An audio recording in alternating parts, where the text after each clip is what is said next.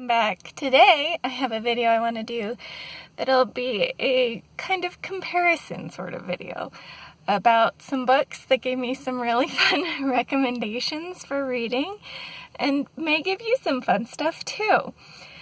These are for some horror books and kind of spooky speculative fiction and stuff like that too. So let's just hop straight into this.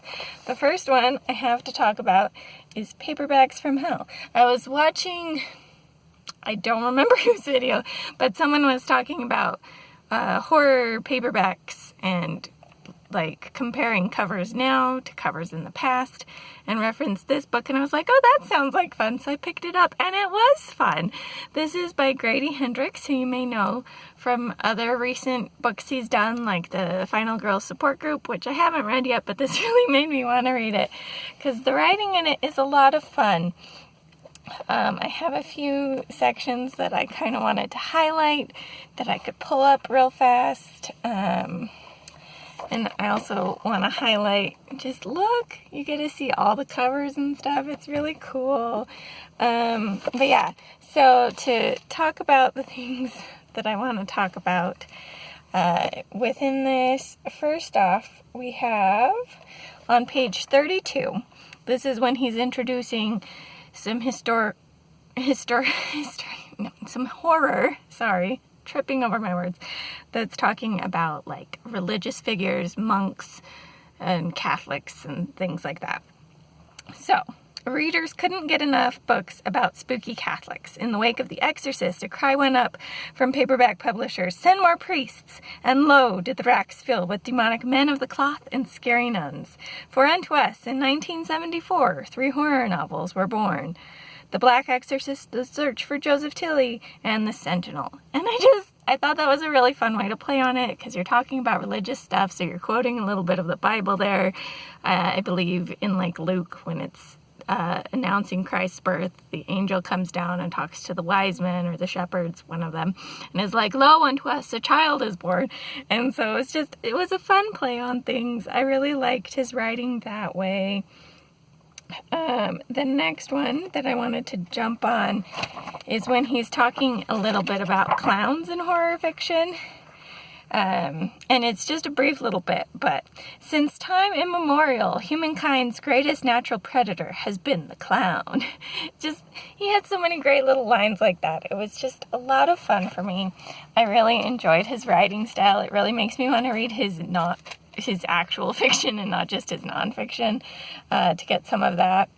Also, this book gave me a really interesting insight. One of the authors that it ends up talking about is V.C. Andrews, who is an author I recognize the name of, but did not know that she died in like the 80s, and yet books are still being published under her name by a ghostwriter, and have been for like 40 years now, because she died in the 80s. Like, selling power in a name, I guess, but at the same time, I feel like that's probably past the extent of any documentation of drafts of stories she might have had.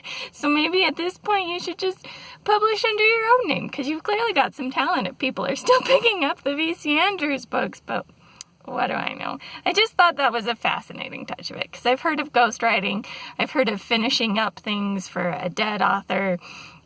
I've just never heard of it lasting 40 years. That's crazy to me. Crazy.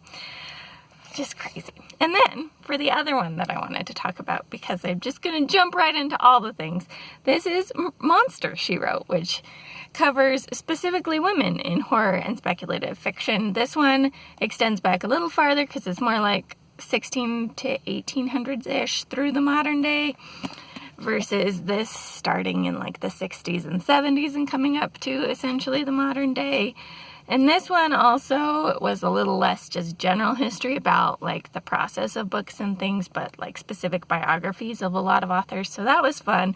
I did get a lot of authors and books that I wanted to read. I found more out of this one that I was actually able to obtain through my library, for whatever that's worth. But yeah, it was a lot of fun. That one took a little bit longer for me to get through, in that reading the biographies got a little redundant at times, versus this one being like, here are some of the horror trends that were going on, and just being a lot more general things and telling some of the stories within the books more so than focusing on the authors of the books. This one I had more fun with. But they were both really fun adventures. If you're looking for any like horror recommendations, I highly recommend both of these. Like I said, I got a lot of ideas for things to get from my library. I found some of them and I did not find others. I may have to put up like eBay alerts or something in case some of those books ever come up so that I could have a chance to read them. Because some of those early horror plots in particular just sound wild, and I'd love to find a copy of those books so I can read those wild stories. But here we are.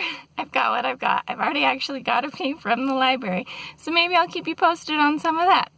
But yeah, that's all I've got for now. Just a brief little horror recommendation of some books to give you some further recommendations. And if you're looking for some fun writing in particular, I do recommend Paperbacks from Hell.